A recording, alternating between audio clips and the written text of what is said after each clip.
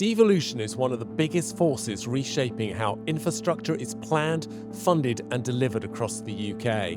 But it's no longer just about governance. It's increasingly framed as a route to better, faster delivery. The question is whether it can live up to that promise. Today's conversation explores how new powers, funding and scale can be turned into investable, deliverable programmes, and why stronger, more effective collaboration between the public and private sectors matters in delivering better outcomes for communities. I'm joined by Judith Barker, Executive Director of Place and Economy at Cambridgeshire and Peterborough Combined Authority, and Roger Evans, Stantec's Public Sector and Frameworks Lead. I'm Graham Munday. Welcome to The Scope, a podcast from Stantec, a global leader in sustainable engineering, architecture and environmental consulting.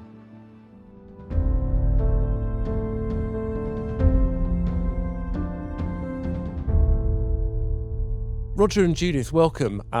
Let me just give you a couple of the ambitious headlines from the government around devolution. They've talked about devolution revolution and unprecedented powers to drive growth, turbocharge house building and improve transport. Delivery is very clearly a key pillar to realising the ambition of the devolution programme and its expansion across the country. So in this first question, let's have a look at how devolution is changing delivery. And Roger, maybe if we could start with yourself, just paint a quick picture. We're recording in May 2026. Paint a quick picture for us, if you like, of the complexity and the fluidity of the landscape of where we are at the moment with devolution.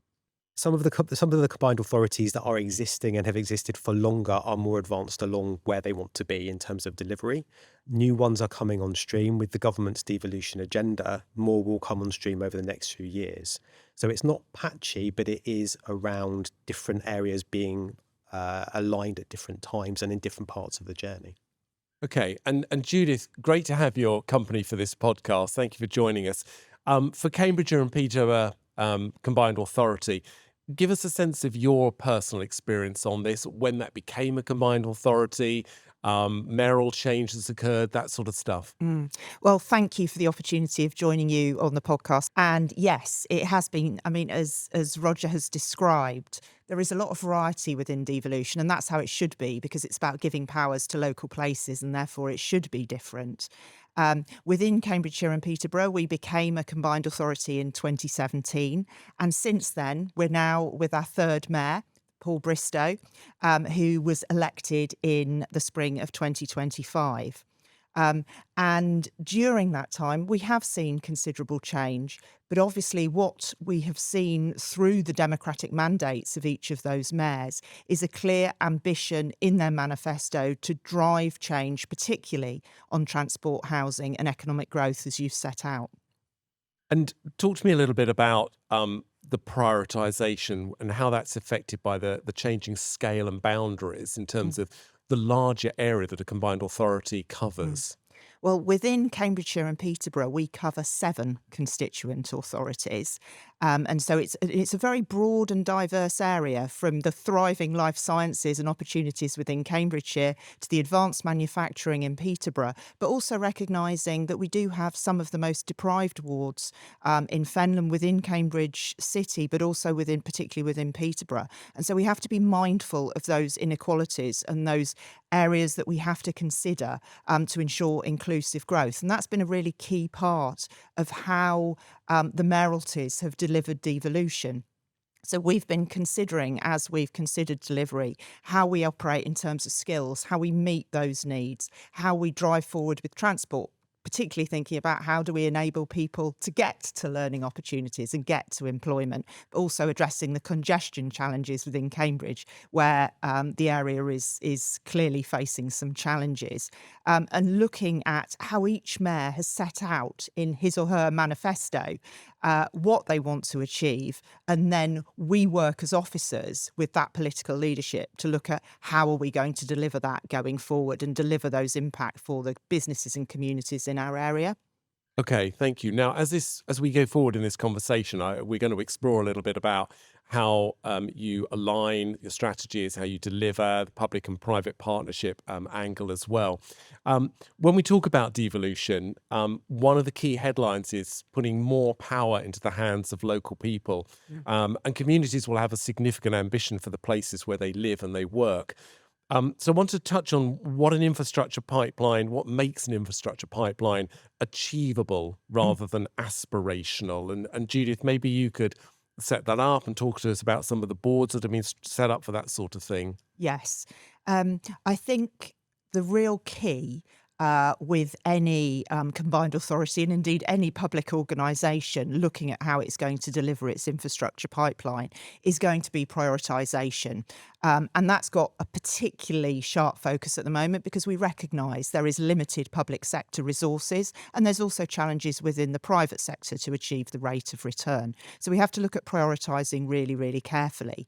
The Mayor is really clear that having an aspirational set of goals to drive that delivery is really, really important. So we have the goal of doubling the economy, but the aspiration of tripling the economy by 2050. So we have to look at the projects and the actions that are really going to deliver that impact. So we need to look at what projects will actually deliver the greatest impact, whilst also recognising that some are going to be delivered earlier than others. So we need to put that sort of combination of thinking about impact alongside deliverability to then have a focused prioritised programme over the short, medium and long term. But we also have to remember it's not just about capital infrastructure. As we touched on earlier, it's also about skills. It's about increasing the employment rate. And we've got a target to reach economic activity rates at 80% across Cambridgeshire and Peterborough, as well as recognising that in some places we're significantly below that at the moment. And so we need to work really, really hard on that revenue activity as well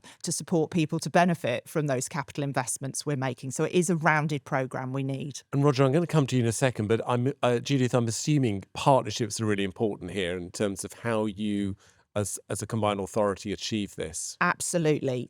Collaboration is one of the central values of Cambridgeshire and Peterborough. We cannot do this alone, and we shouldn't even try to do it alone. It's about system leadership. And that has been really, really key to the way that we're working within the combined authority. We're a very small combined authority, and we have 7 constituent authorities. And working with those constituent authorities, but also with our key private sector partners, is really key to deliver. And Roger, if I can come to yourself then, in terms of what we're seeing generally, I guess, across the UK as well, how do we help in terms of devolution and combined authorities moving beyond procurement processes to being delivery ready? It comes with the individual component parts coming together. Nothing exists in a vacuum. So the money, the will, the realism, everything being built on a fundamental business case and being deliverable and palatable to the communities you're delivering in as well. So it is around that ethos of partnership. I can't emphasize that strongly enough.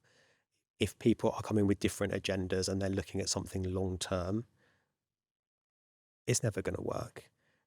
Projects are great in isolation, but programs of work where there's a consistent and an end goal is significantly better for delivering for the public, but also with the limited money that's available.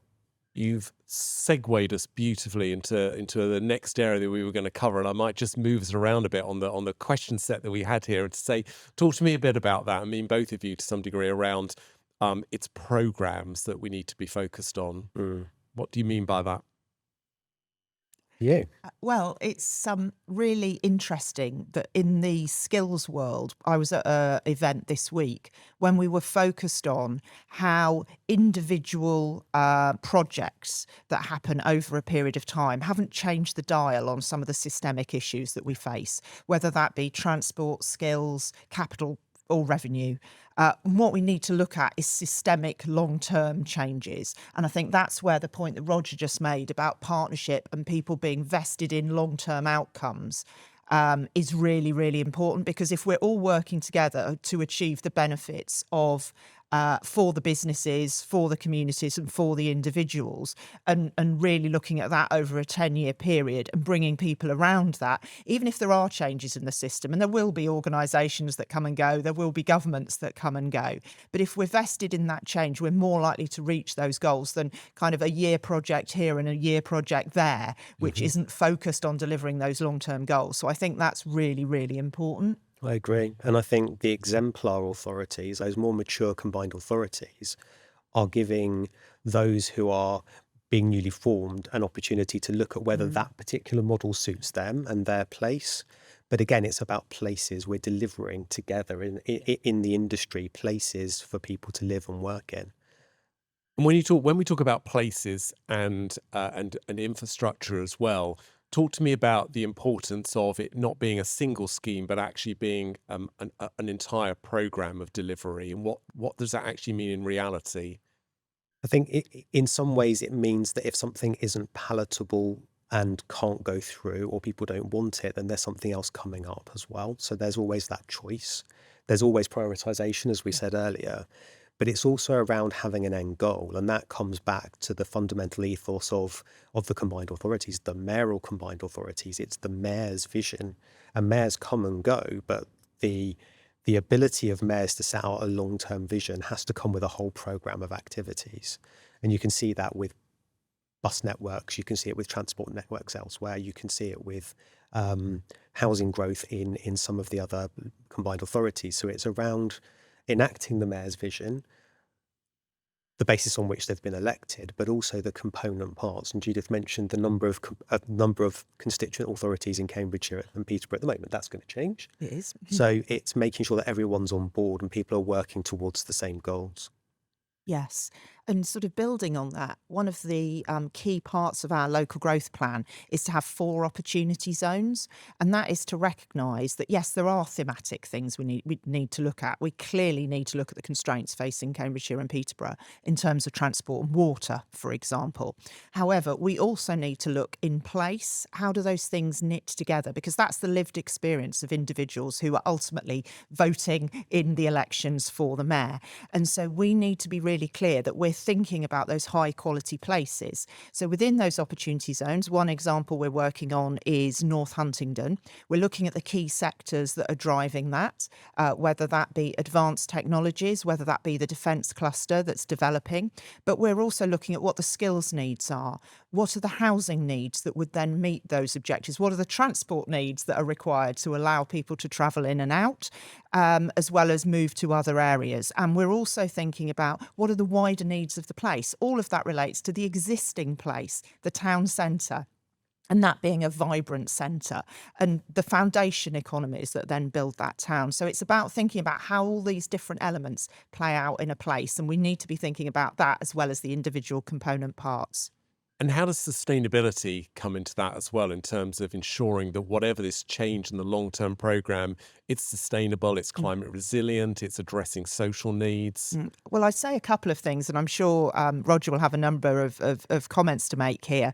But in terms of that particular example, there's lots of dimensions to sustainability, isn't there? So we need to be thinking how we make the infrastructure that's required to develop that opportunity zone sustainable, both from a financial point of view. In other words, how can we work with developers to ensure that the infrastructure goes in before the housing and commercial space, so it operates successfully from the beginning? But we're also thinking, as you say, about the resilience, and clearly with it, we've got very significant flooding and water issues, both in terms of supply and treatment, but also in terms of having too much water at some times of the year. So any of the road and housing developments need to be considered in that way, and we need to be thinking about how do we make the area more resilient, as well as both in the short term and in the long term. And we're absolutely doing that. And one of the mayor's commitments has been to develop a regional resilience plan, which will then work across those climate challenges, but also the wider resilience challenges that we face. Roger? So I think from an industry point of view, absolutely everything Judith said. From our point of view, it's around social value. It's around long-term commitments to clients and operating in the communities that we're supporting. So whether that's us working for private sector developers, whether that's working for the public sector, everyone has to have an invested part in the place, but it has to come with the core values of sustainability, lowering carbon, net zero. Okay. Before I move off this area and on to kind of the role of the public-private partnerships, Judith, one point as well that I know we picked up when we were talking about this podcast before recording, you talked about the importance of economic-led growth and that particular message over and above maybe it's just more housing kind of thing. Explain that to us. I think that is really key, and it's been really key to the way that our local growth plan has been developed. In terms of economic growth and that leading the local growth plan, that's been a central part of what we've been doing rather than having housing-led growth. So economic growth is really about jobs growth and focusing on high-value jobs, but a range of jobs that will grow the economy across all of the sectors of Cambridgeshire and Peterborough, whether that be life sciences, advanced manufacturing, or indeed agri-tech and clean tech jobs. But it's really important, I think, that the local population who live within the Cambridgeshire and Peterborough area can see how they individually, their children and their families can benefit from the growth. And if we have the skills programme that allows people to build into those jobs and get advantage of that opportunity, our view is that that sort of growth, and certainly the Mayor's view is that sort of growth, enables the people of the area now to benefit from that growth and see that that growth will give them a future and give their children a better future. I think a housing-led growth can often feel that there's a large number of houses and it feels that maybe people are moving into the area, but they're not sure what the impact will be on them. Whereas with the jobs-led growth, I think there's a real ownership of this could be benefiting me. And so I think we've very much identified an economic growth model and also an infrastructure-led model. Infrastructure first, because the Mayor is really clear that communities don't like a situation of waiting many years for that vital social infrastructure that enables them to live happily in a place. Well, infrastructure first is such a key message, I know, in this environment, and it's a good link to the last core part, if you like, of this podcast that we want to cover, which is the importance of the relationship-based partnerships between the public and the private sector. Roger, talk to us a little bit about the importance of the collaboration between the public and the private sectors and what a relationship-based partnership actually means. So we've been doing for a year now some work with the industry around public-private partnerships. So we've hosted a round table. We did something at the Adept conference last year. What the market is telling us, what local authorities, combined authorities, and private sector companies are telling us is the desire is there for long-term public-private partnerships that bring what Judith just referred to, bring the context of place to life. There's desire out there for experimentation as well. Some of the models that perhaps have been out there as well. People are willing to take procurement chances. I'm not going to say risk because procurement people might not like the word risk. But as models change, as authorities change, the desire is there. And having long-term partnerships lead to those long-term outcomes that we referred to earlier. They help enact the Mayor's vision. I think I'd also add to that as well, just reflecting what Judith was just saying, and going back to what you said at the top of the podcast, combined authorities, mayoral combined authorities, strategic authorities, the powers they have are beyond anything local government has ever seen. This is regional government made big. So the powers that regional government are going to get, that the mayors are going to get over time, will only grow. So that the skills, the need for spatial development strategies are there. So long-term help with an industry that isn't as resource rich as it might be requires people to be in it for the long term, to work together for common goals to be achieved.